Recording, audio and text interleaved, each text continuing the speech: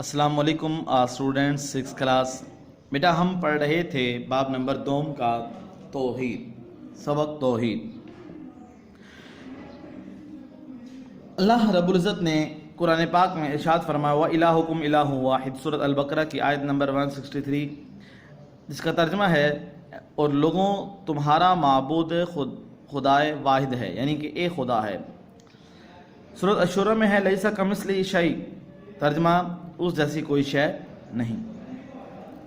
ज़रूरी है कि तमाम मुश्किलात मसाइब में उसी पर भरोसा किया जाए और उसी से मदद की तलब की जाए, जैसे सूरत अल-फातिहा में है इय्याका नअबुदु व इय्याका नस्तईन, ऐ परवरदिगार हम तेरी ही इबादत करते हैं और तुझी से मदद मांगते हैं। हमें क्या करना चाहिए कि हम एक खुदा को माने, ज़्यादा खुदा को नहीं। यानी कि ये ना कहें कि जैसे आज के दौर के अंदर कोई लोग बुतों की पूजा करते हैं, गाय की, सूरज की, चांद सितारे XYZ जिसकी इबादत करते हैं, हमें उनको खुदा नहीं मानना चाहिए, बल्कि हमें उस एक खुदा को मानना चाहिए जो वहदहू ला शरीक है। अगर हम कायनात के निज़ाम पर गौर करें तो सूरज हर रोज़ अपने मुकर्रर वक्त पर तलू और ग़रूब होता है।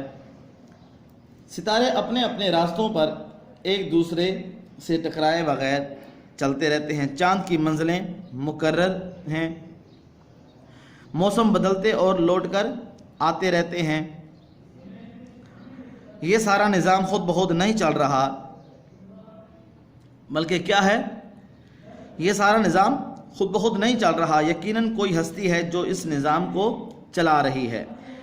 अगर उसकी खुदाई पर में कोई और उसका शरीक होता तो कभी ना कभी किसी न किसी बात पर इख्तलाफात ज़रूर होता, मगर ऐसा नहीं। मुख्तसर ये कि अल्लाह ताला की ज़ात यकता है, उसका कोई शरीक नहीं, वही खालिक व मालिक है, वही हमारी ज़िंदगी और मौत उसी के हाथ में है, हमारी तमाम ज़रूरतें वही पूरी करता है, इसलिए हमें सिर्फ उसी की इबादत करनी चाहिए। बेटा यहाँ पर थोड़ा इसको समझिएगा। जैसे आज देखिएगा, हम अगर देखते हैं ना किसी चीज़ को, हम अगर डेस्क को देखें, हम कुर्सी को देखें, टेबल को देखें, चेयर को देखें, XYZ किसी भी हम चीज़ को देखते हैं तो हमारे जहन में एक सवाल आता है, वाकई यार ये जो चीज़ बनी है, वाकई इस चीज़ को कोई बनाने वाला तो होगा जो जिसने ये बनाई है। अगर हम चेयर को देख लें, मिसाल के तौर पर वो हम ये देखते हैं कि ये लकड़ी की चेयर है, तो ये लकड़ी थी पहले, फिर ये किसी के पास गई होगी, किसी मिस्त्री के पास, तो उसने फिर क्या किया होगा, उसने आरे पर चलाया होगा, उसने इसके ऊपर मेहनत की होगी, इसके ऊपर ज़रबों पे ज़रबे भी दी होंगी, फिर इसको एक खूबसूरत बनाया होगा, फिर इसका एक ढांचा बनाया होगा, ढांचा बनाने के बाद फिर इसको जोड़ा होगा, फिर एंड पे जाके ये एक खूबसूरत एक हमारे सामने एक ये चेयर बन गई। हमें पता लगता है कि वाकई इस चेयर को बनाने वाला कोई ना कोई ज़रूर है। तो इसी तरह कायनात को चलाने वाला वो भी ना कोई ज़रूर है। हमारे जहन में ये सवाल आता है तो हमें मालूम हो जाता है कि ये सूरज कब निकलता है, कब ग़रूब होता है, चाँद कब आता है, कब जाता है, ये सितारे, ये सियारे, ये कब आते हैं, ये दिन और रात की तब्दीली ये क्या है। ज़ाहिर है इसको भी कोई चलाने वाला, इस निज़ाम को भी चलाने वाला कोई है। वो कौन है? वो सिर्फ़ और सिर्फ एक खुदा है। और हमें क्या करना चाहिए कि अगर हमें कोई चीज़ की ज़रूरत हो जाए, हम अगर कोई परेशान हो, हमें कोई मुसीबत आ जाए, हमें कोई तकलीफ़ आ जाए, तो हमें क्या करना चाहिए? हमें सिर्फ़ और सिर्फ उसी को ही याद करना चाहिए, ठीक है ना, क्योंकि वही हमारा खालिक है, वही मालिक है, वही परवरदिगार है। तो हमें ये सोचना और समझना चाहिए कि हम उसके साथ किसी को शरीक ना ठहराएं, क्योंकि ज़िंदगी भी उसी के हाथ में है और मौत भी उसी के हाथ में है। तो इसलिए क्या करें, हम सिर्फ क्या करें, उसी को ही खुदा माने और उसी की ही हम क्या करें, इबादत करें। कुरान पाक में इरशाद है वअबुदुल्लाह वला तुशरिकू बिही शैआ, सूरत अन-निसा आयत नंबर 36। अल्लाह रब्बुल इज़्ज़त ने इरशाद फरमाया और अल्लाह की इबादत करो और उसके साथ किसी को शरीक ना बनाओ। अल्लाह ताला से हर हाल में मदद मांगी जाए, उसके सिवा किसी का डर या खौफ इंसान के दिल में ना होना चाहिए। उसके अहकाम को उसी की मर्ज़ी के मुताबिक पूरा किया जाए। अक़ीदत तौहीद की वजह से मुसलमान के अंदर जुर्रत, बहादुरी, सब्र, तवक्कुल और यकीन जैसी सिफ़ात पैदा होती हैं। अक़ीदत तौहीद के मानने वालों में इत्तेहाद, मसावात और अख़ुवत जैसी खूबियाँ भी पैदा होती हैं।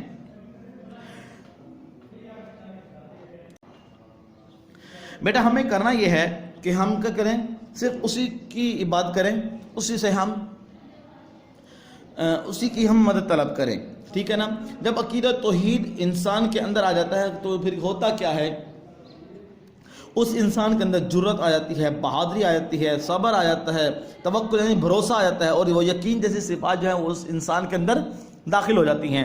عقیدہ توحید کے ماننے والوں کے اندر پتہ ایک اور دوسری جو چیز پیدا ہوتی ہے وہ کیا ہے، ان کے اندر اتحاد، محبت، بھائی چارے کی وہ کیا ہے، وہ ساری جو خوبیاں نا وہ اکٹھی ہو جاتی ہیں، یہ اس انسان کے اندر پیدا ہو جاتی ہیں۔ بیٹا یہ تھا آج کا ہمارا لیکچر۔